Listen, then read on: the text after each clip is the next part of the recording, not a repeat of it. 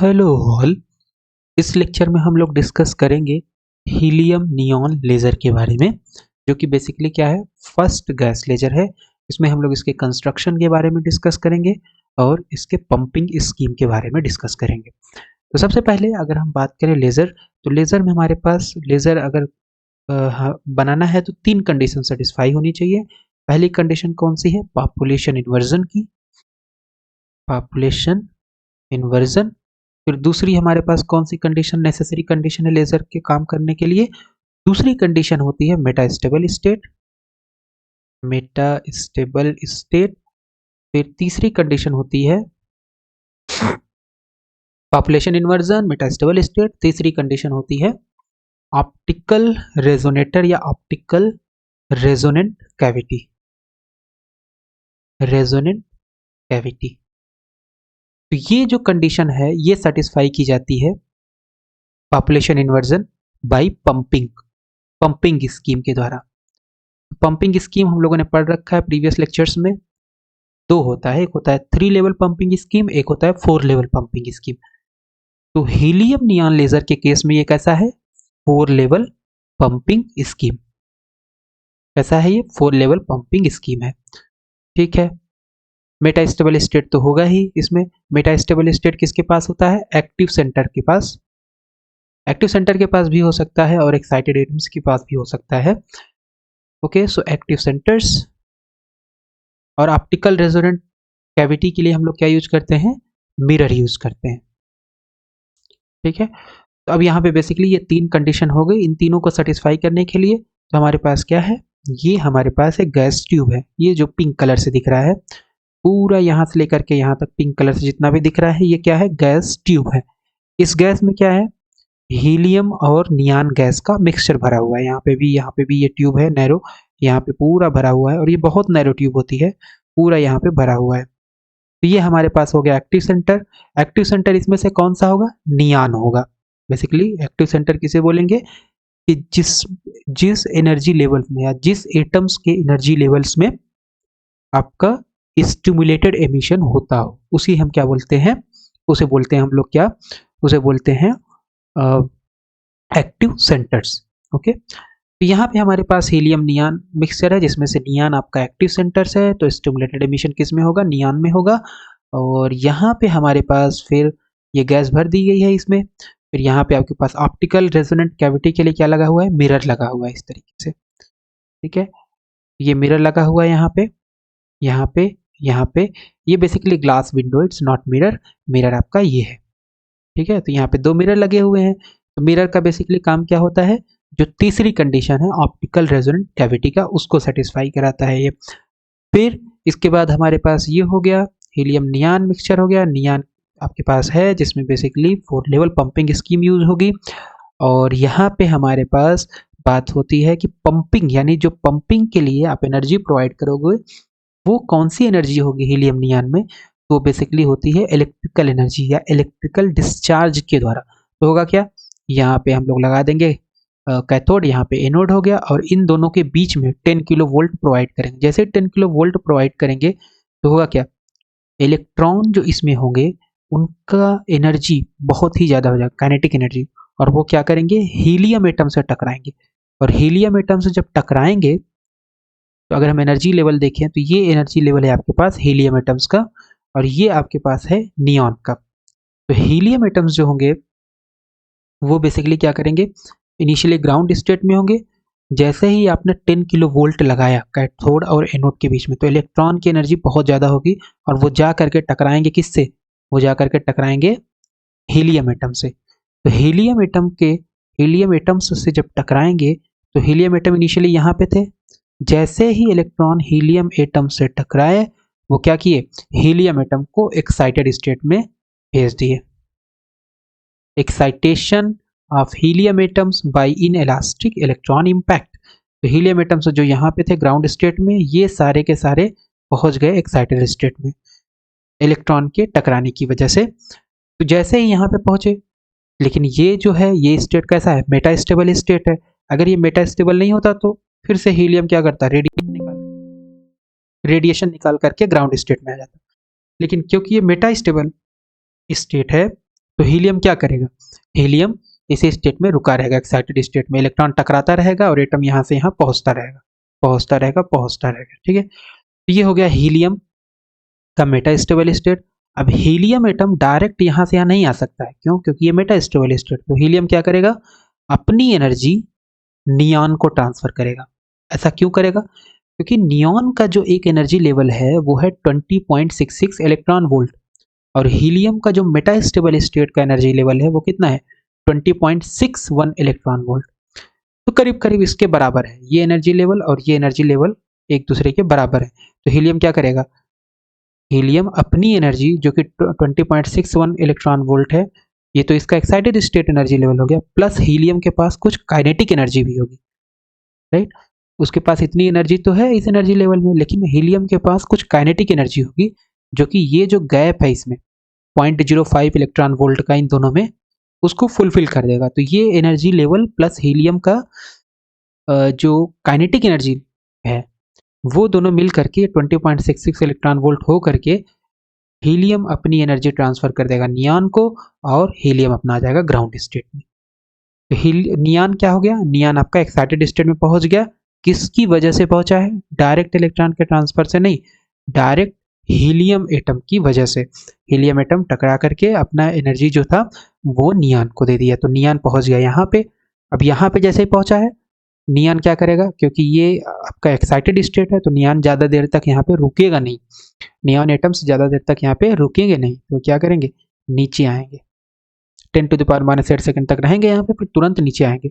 नीचे जैसे ही आएंगे, सो यहाँ पे आपके पास ये आपके पास नियॉन का मेटा स्टेबल स्टेट है, 10⁻⁸ सेकंड से ज़्यादा समय तक रुकेंगे, है ना। क्यों, क्योंकि ये आपका अपर लेजिंग लेवल हो गया और ये आपका लोअर लेजिंग लेवल। सो नियॉन का भी ये मेटा स्टेबल स्टेट है और हीलियम का भी ये मेटा स्टेबल स्टेट है। तो हीलियम का बस इतना ही काम है कि जो एनर्जी इसके पास इलेक्ट्रॉन के टकराने की वजह से आई, वो पूरी की पूरी एनर्जी प्लस काइनेटिक एनर्जी वो ट्रांसफर कर देगा नियॉन को। तो नियॉन पे यहाँ नियॉन इकट्ठे होते रहेंगे, नियॉन एटम्स हीलियम टकराएगा, नियॉन एटम्स यहाँ पे इकट्ठे होते रहेंगे। तब होगा क्या, ये आपका पास हो गया अपर लेजिंग लेवल। अब लोअर लेजिंग लेवल कौन सा होगा, ये वाला जो लेवल होगा वो कैसा होगा, वो होगा लोअर लेजिंग लेवल। यहाँ पे तो कोई भी एटम नहीं है, तो यहाँ पे अगर 3 2 3 5 6 कुछ भी एटम आ गए, तुरंत यहाँ से यहाँ पॉपुलेशन इन्वर्जन की कंडीशन सेटिस्फाई हो जाएगी। पॉपुलेशन इन्वर्जन की कंडीशन क्या होती है कि जिन दो लेवल में स्टिमुलेटेड एमिशन हो रहा है, अपर लेवल में नंबर ऑफ एटम्स की संख्या लोअर लेवल में नंबर ऑफ एटम्स की संख्या के आधे से ज्यादा होनी चाहिए, right. n2 is greater than n1/2। यहाँ पे अगर आपके पास n2 एटम है, यहाँ पे आपके पास n1 एटम है, तो पॉपुलेशन इन्वर्जन की कंडीशन सेटिस्फाई कब होगी, जब यहाँ पे n2 की वैल्यू n1/2 से ज्यादा होगी, ठीक है। तो अब यहाँ से यहाँ एटम आएंगे और रेडिएशन इस तरीके से एमिट करेंगे, बेसिकली स्टिमुलेटेड एमिशन होगा इस लेजिंग लेवल में, E6 में और E3 में, ओके। तो यहाँ पे आपके पास हो गया और ये रेडिएशन यहाँ पे आपको लेजर के रूप में मिल गया।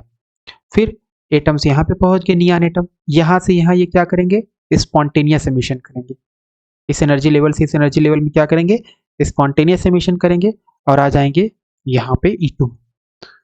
स्पॉन्टेनियस एमिशन जैसे ही करके E2 में आए, E2 से डायरेक्ट वो क्या करेंगे, E1 में आ जाएंगे। क्यों, क्योंकि आपकी जो ट्यूब है वो बहुत पतली है, जब बहुत पतली ट्यूब है तो जो नियॉन एटम्स हैं वो क्या करेंगे, ट्यूब से टकराएंगे, जब ट्यूब से टकराएंगे तो एनर्जी लॉस होगा, एनर्जी लॉस होगा, तो जो neon atoms E2 energy levels में है वो आ जाएंगे E1, मतलब बेसिकली वो अपना एनर्जी लॉस कर देंगे, और जैसे एनर्जी लॉस होगा तो वो आ जाएंगे ग्राउंड स्टेट में। तो ये है आपका total working of neon atoms.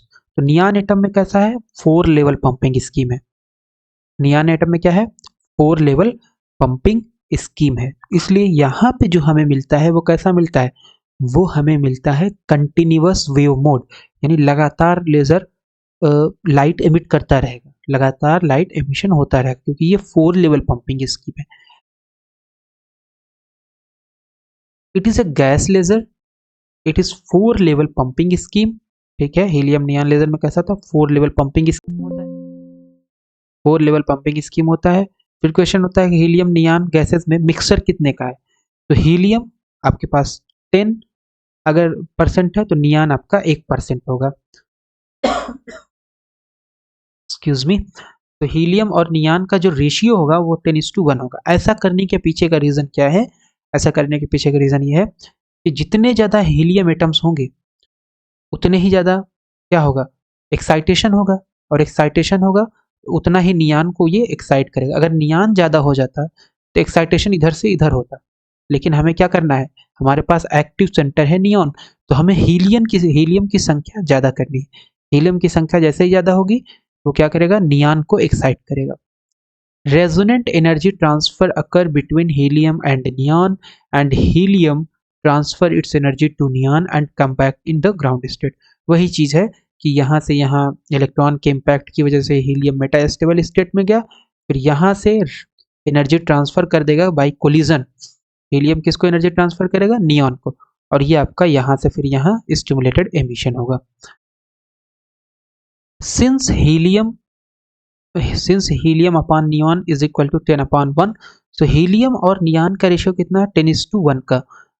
So probability of transfer energy helium to neon is more, but reverse transfer is negligible. तो ये कहना क्या चाह रहे हैं? कहना ये चाह रहे हैं कि यहाँ से यहाँ ट्रांसफर, मतलब हीलियम से नियॉन में ट्रांसफर ज्यादा प्रोबेबल है as compare to reverse transfer, मतलब नियॉन से एनर्जी ट्रांसफर हो जाए हीलियम में, ऐसा पॉसिबल बहुत कम है, बहुत नेग्लिजिबल है।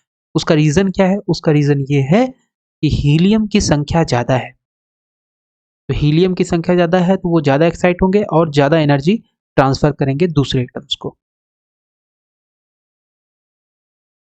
The discharge is made narrower so that neon atoms can come to ground state even from E2 by collision from tube walls।